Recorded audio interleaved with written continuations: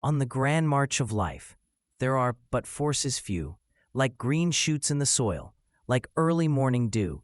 After disease and despair, after death and destruction, nothing comes close to reviving, as the new, as the new.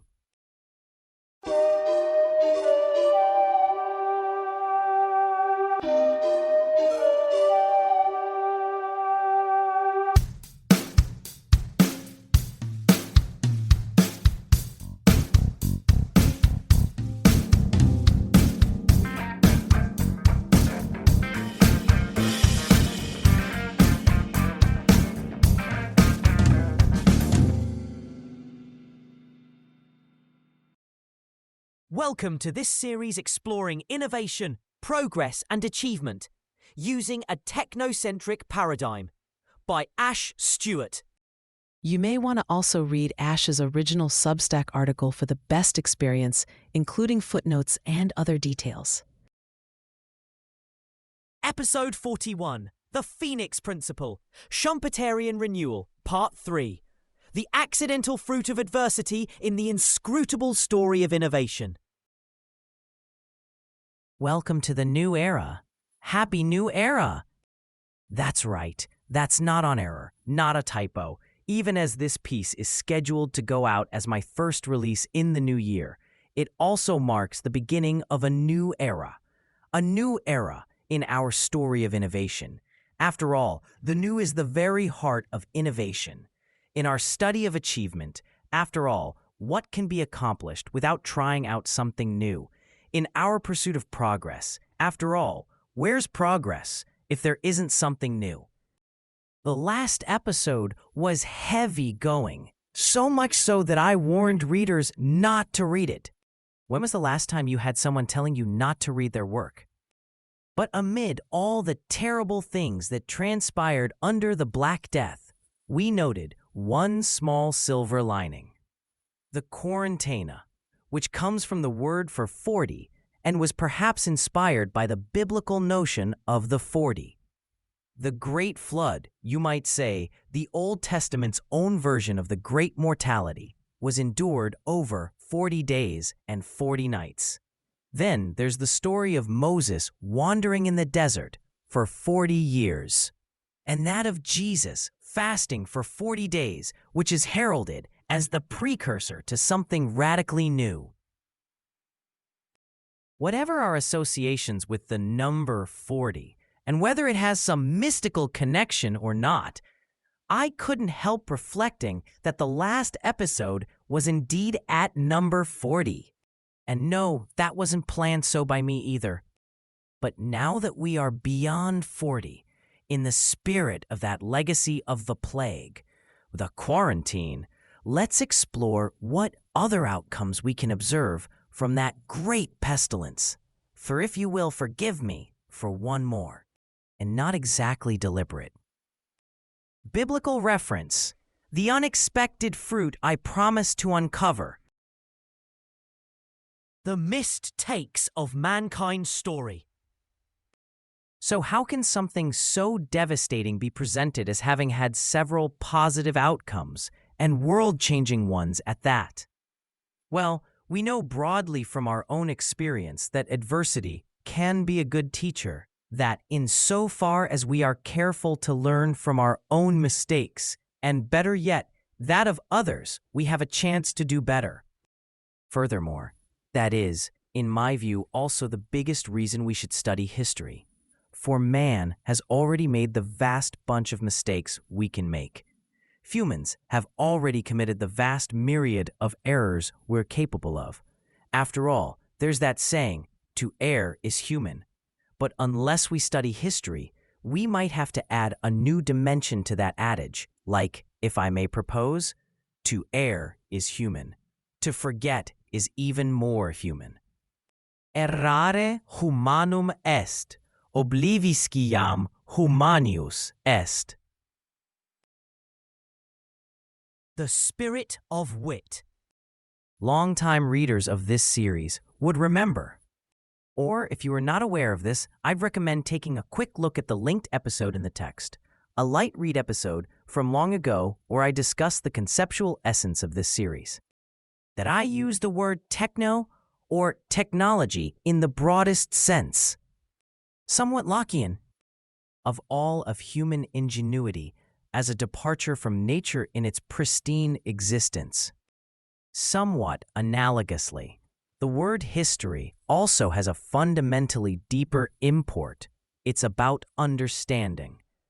Consider that the first element of that ancient Greek word comes from the same origin as, and thus cognate with, the Anglo-Saxon wit, which you have noticed in the otherwise Latin title of my own work, and with that broader meaning of knowledge. So there you are. And in that spirit, and in this third indication of the analysis of Schumpeterian creative destruction, let's start to explore, in more concrete terms, how mankind arose from the ashes of the plague, paving the way for a whole new era in the human story. Labor pains, labor gains. So there are a great many later developments and consequences that have been attributed to the Black Death. That term itself was coined much, much later. Contemporaries referred to it as the Great Mortality, among other things. In fact, there is still ongoing, and you may say, vivacious, debate among some scholarly circles as to how fundamental and far-reaching the influence of the plague itself was, with arguments veering from the denialist to the maximalist. I won't get into all the factors and arguments, but let's look at what's perhaps the most important couple of ones.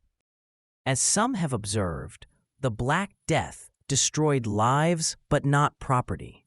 So, those who came out alive after the dust settled, and this, as we've seen, is estimatedly less than a half of the population, in some parts of Europe significantly so, had at their disposal a much greater pool of resources per capita than before. From records such as, especially those in England, as has been available more plentifully, most of this was by bequeath rather than plunder, but there would have been several incidents of folk walking into completely empty homes and taking what they wanted.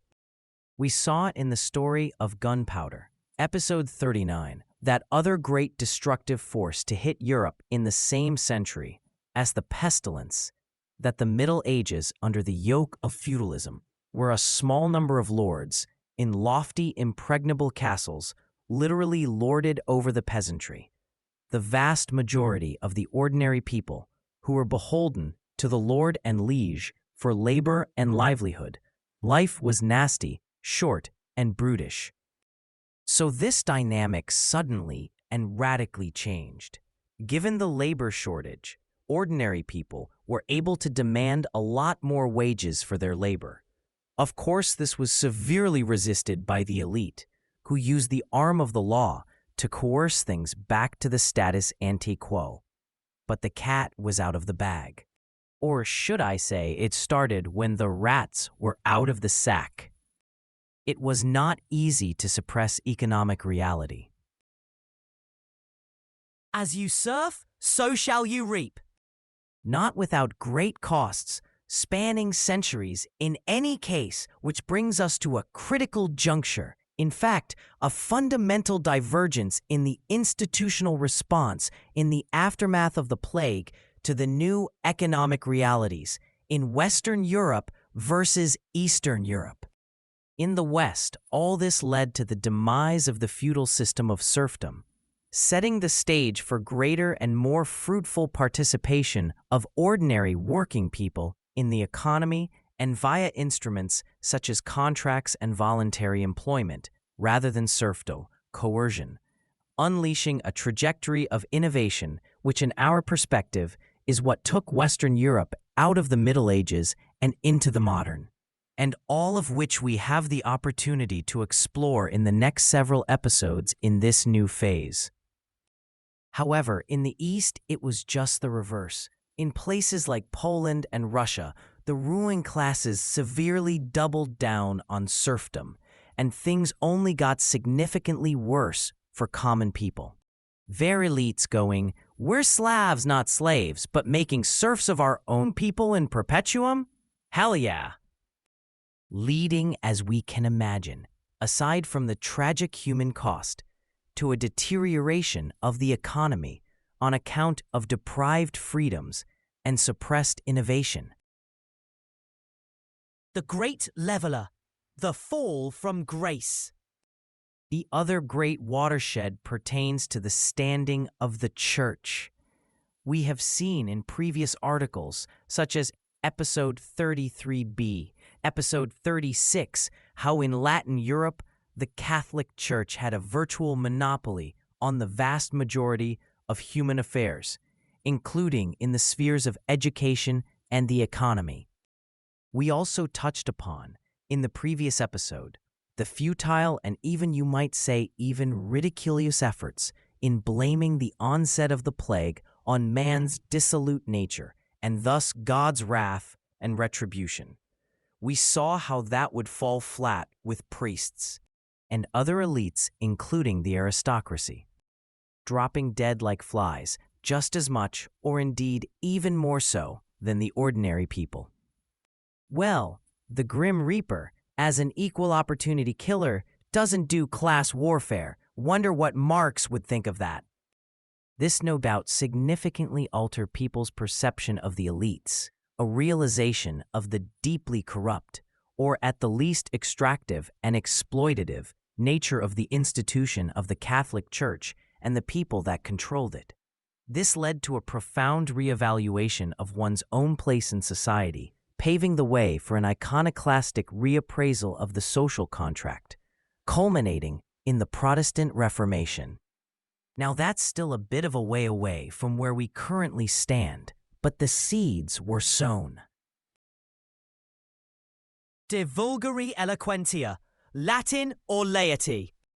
The other related factor was that given the huge numbered deaths amongst the clergy, the Church was forced to cast a wider hiring net, for example, by lowering the minimum age from 25 to 20. A notable consequence in the shortage of clerical manpower meant that these new recruits, drawn from a wider social pool, were not well versed in Latin, which was one way the medieval institutions such as the Catholic Church had kept the peasantry at arm's length from social mobility. Candidates wanted for post of priest, no experience required, full training provided, meals included. Apply here. Lifetime pension, direct visa-free afterlife passage to heaven, guaranteed at sign-up. Sainthood options. Post open because all our staff. Shh. This, in fact, contributed to, for example, Petrarch's use of the vernacular Italian, as we discussed in episode 34, Petrarch and his colleague Boccaccio having lived through the plague. This can also be potentially connected to Petrarch's turn towards the human condition, which in that episode we saw earned him the title the father of humanism, and all this despite his own ambivalence attitude. You also now see why I called it crazy times. The cascading effect of the language dimension, as we then saw in episode 35b, was in Chaucer's decision to write in the downtrodden language of English, thus elevating it to a national language worthy of fine literature, and indeed likely ensuring its survival in the first place. Finally, in economic terms, the Church, which was the largest property holder in Christendom, was beset with some of the same problems as the manorial elites. They could not have the self-sufficiency they previously enjoyed by cultivating their own crops, and they were dragged into the same new system of contractual engagement of labor and supply as the wider economy. In other words, the Church was in practice just another employer, subject to same secular forces that underpinned the newer systems of economic engagement. The Black Death's most enduring legacy was not the mortality itself. Populations eventually recovered, despite the reoccurrence of the plague, and despite several ups and downs, including occasional counterintuitive developments. But what came after? church authority eroded irreversibly, leading people to question many things, like they could never imagine all through the Middle Ages. And yes, the radical changes of the new economic reality led to an increased effort to find better ways of doing things, innovation. And this spanned different areas, purely technological, or as we say here, artifactual, but also financial and more broadly institutional. Commercial institutions matured decisively. Property rights were restructured fundamentally, creating the preconditions for Renaissance, Reformation, commercial revolution, and ultimately the Industrial Revolution. And there is no other greater innovation that got things literally moving, that made its mark on history, that left such an indelible imprint on humanity than the one we shall come to in the next episode.